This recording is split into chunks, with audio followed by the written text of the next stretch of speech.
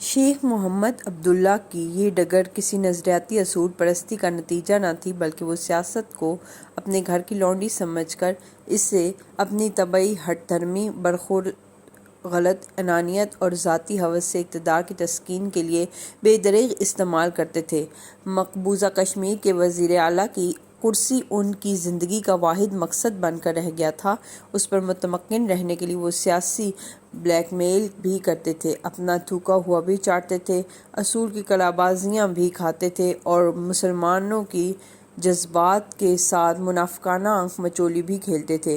ان کے یار غار پنڈت جواہر لال نہرو نے ان کی گیدڑ بھبکیوں کی قلعی کھولنے کے لیے ان کو کئی برس جیل میں ٹھونسے رکھا اور شیخ صاحب ان کے حضور بدستور وفاداری کی دم ہلاتے رہے۔ پنڈت نہرو کی بیٹی مسز اندرا گاندھی نے کالی دیوی کا روپ دھار کر آمریت کا ڈول ڈالا تو وہ بھی اس کے فریم میں کھٹاک سے فٹ ہو گئے۔ مسز اندرا گاندھی کی معزولی کے بعد بھارت میں ہوا کا رخ بدلا تو شیخ صاحب نے بھی جھٹ سے کشکا کھینچا۔ دیر میں بیٹھا کب کا ترک اسلام کیا۔ چنانچہ جب جموں کے پہاڑ پر وشنو دیوی کا میلہ منعقد ہوا تو شیخ عبداللہ نے بھی دیوی کی یاترا کے لیے کمر باندھی اور آخری 300 فٹ کا فاصلہ ڈنڈوت کرتے ہوئے پیٹھ کے بل زمین پر لیٹ کر رینگتے ہوئے طے کیا۔ دیوی ماتا کے چرن چھوئے اور اس کے پاؤں کا دھون پی کر اپنی وزارت اعلیٰ کو آب حیات کا انجیکشن دیا۔ شیخ صاحب کی سیاست پلاسٹیسین کی ہمصفت تھی۔ ان کے بھارتی آقا جب چاہتے انہیں مروڑ کر اپنی مرضی کا پتلا بنا لیتے تھے۔ مسلم کانفرنس کے ابتدائی دور میں چودھری غلام عباس اور شیخ محمد عبداللہ والد صاحب کے پاس بڑی کثرت سے آیا کرتے تھے۔ ریاستی مسلمانوں کی زبوں حالی ان کے حقوق اور مطالبات کے متعلق کبھی مہاراجہ کو میمورنڈم بھیجنا ہوتا تھا، کبھی وزیر اعظم کو، کبھی ریزیڈنٹ کو۔ علامہ اقبال کو باخبر رکھنے کے لیے ان کے نام بھی طویل مراسلے تیار کیے جاتے تھے۔ ہندو مسلم فسادات کی تحقیقات کے لیے مڈلٹن کمیشن مقرر ہوا تو اس کے لیے بھی مسلمانوں کا کیس تیار کرنا ہوتا تھا۔ ریاستی مسلمانوں کی شکایات، مشکلات اور حقوق کا تعین کرنے کے لیے گلانسی کمیشن کا تقرر عمل میں آیا تو اس کو بھی بڑے بڑے میمورنڈم پیش کرنے تھے۔ اس قسم کی سیاسی دستاویزات کی ڈرافٹنگ عبداللہ صاحب کے سپرد ہوتی تھی۔ ملازمت سے سبکدوش کے بعد عبداللہ صاحب آنریری سیکرٹری کے طور پر انجمن اسلامیہ جموں کا کام بھی سنبھالتے تھے اور صبح سے شام تک ان کے پاس دور دراز سے آئے ہوئے مسلمان کاشتکاروں اور سرکاری ملازمین کا تانتا بندھا رہتا تھا، جنہوں نے اپنی کسی تکلیف کے سلسلے میں حکومت کے پاس درخواست یا اپیل دائر کرنا ہوتی تھی۔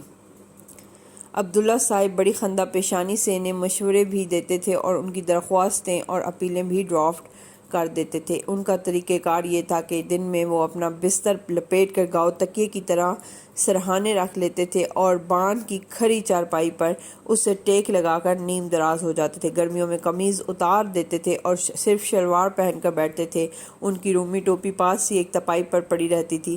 جب کبھی ماں جی کمرے میں داخل ہوتی تھیں تو وہ فوراً اپنی ٹوپی اٹھا کر سر پر رکھ لیتے تھے۔ قمیض کے بغیر شلوار اور رومی ٹوپی کا لباس ہمیں عجیب سا نظر آتا تھا، لیکن وہ اسی انداز میں بڑے بڑے لیڈروں سے مل لیتے تھے۔ اس طرح چارپائی پر بیٹھے بیٹھے کھانا کھا لیتے تھے، چائے پی لیتے تھے اور انگریزی زبان میں نہایت اہم سیاسی، آئینی اور قانونی میمورنڈم لکھاتے جاتے تھے۔ جب انہیں کبھی کچھ لکھانا ہوتا تھا تو میری طلبی ہوتی تھی۔ میں کاغذ پنسل لے کر پائنتی بیٹھ جاتا تھا۔ وہ بے تکان بولتے جاتے تھے، میں اپنی وضع کردہ شارٹ ہینڈ میں لکھتا جاتا تھا۔ بسا اوقات ایسا بھی ہوا کہ ایک ہی نشست میں 30 40 صفحوں کا ڈکٹیشن ہو گیا۔ آئے دن کی یہ ریاضت اپنا رنگ لا کے رہی اور دل ہی دل میں مجھے اپنی انگریز دانی پر کافی اعتماد ہو گیا۔ میں 3rd ایئر میں پڑھتا تھا کہ لندن سے ایک بین الاقوامی مضمون نویسی کے مقابلے کا اعلان ہوا۔ سب سے چوری میں نے بھی ایک 60 صفحات کا مضمون لکھ کر بھیج دیا۔ حسن اتفاق سے پہلا انعام مجھے مل گیا۔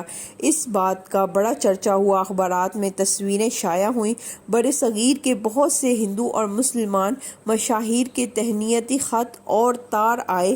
کالج والوں نے چندہ کر کے میری ایک بڑی سائز کی فوٹو فریم کروائی۔ سارے کالج کا جلسہ منعقد ہوا۔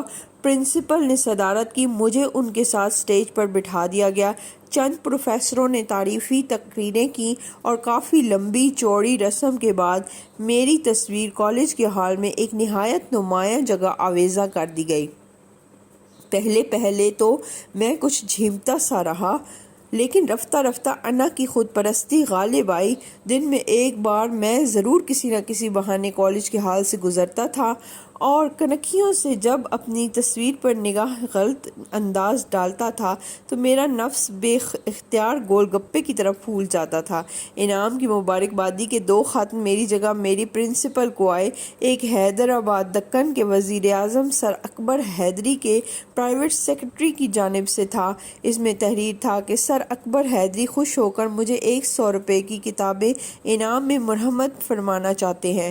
پرنسپل صاحب اس قیمت کے اندر کتابوں کی فہرست بنا کر بھیج دیں اور ساتھ ہی میرے چال چلن اور ریاستی حکومت کے ساتھ وفاداری کی تصدیق بھی کی۔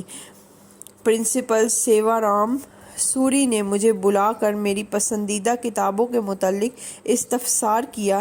انہوں نے میری نیک چلنی اور وفاداری کے متعلق بھی ایک نہایت اچھا سرٹیفکیٹ بنا رکھا تھا، لیکن میں نے یہ انعام قبول کرنے سے انکار کر دیا، کیونکہ اس میں انعام کی پیشکش کم اور پولیس انکوائری کا رنگ زیادہ جھلکتا تھا۔ پرنسپل صاحب نے مجھے سمجھایا کہ بے وقوف نہ بنو، مفت میں کچھ اچھی کتابیں ہاتھ آ جائیں گی۔ جب میں نے نہ مانا تو تالیف قلب کے طور پر انہوں نے اپنی جیب سے مجھے 25 روپے نقد عطا فرمائے کہ اپنی مرضی کی کتابیں خرید لو۔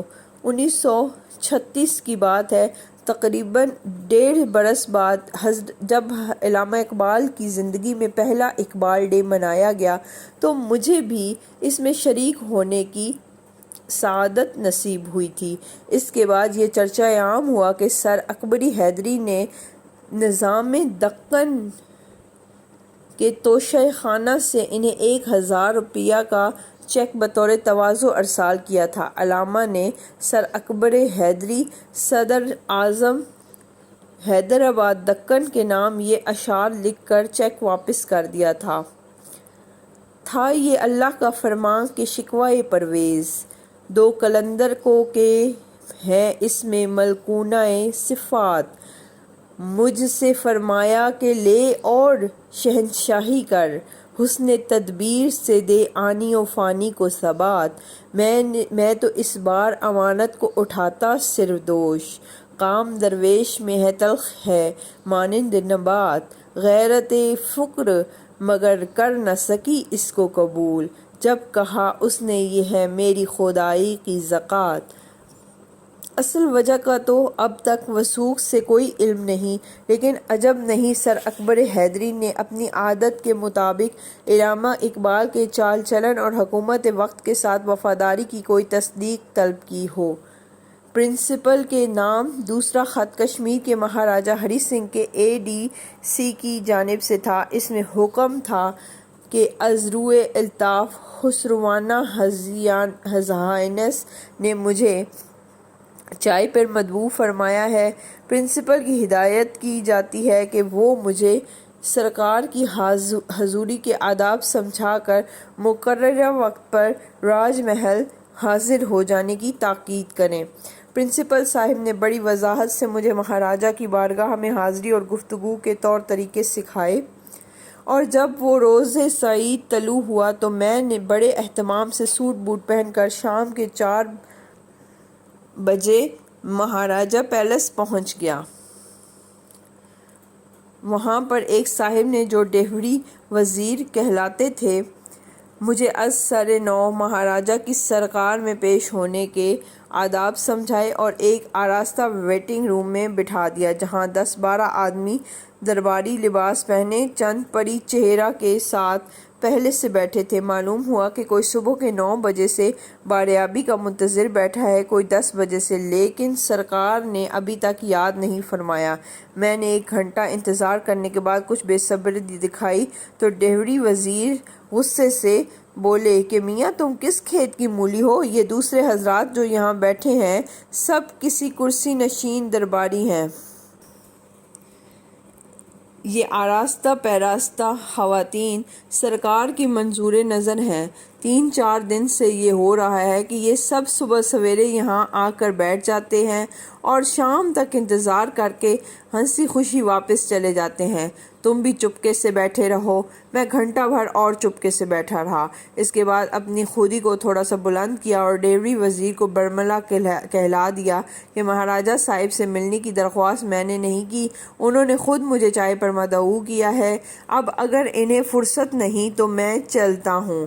ڈیوٹی وزیر صاحب مجبور ہو کر خالص ڈوگری زبان میں بظاہر زیر لب بڑبڑاتے لیکن حقیقتاً مجھے گالیاں دیتے اندر چلے گئے۔ تھوڑی دیر بعد وہ ADC آئے اور مجھے کشاں راج محل کے ایک اندرونی برآمدے میں لے گئے۔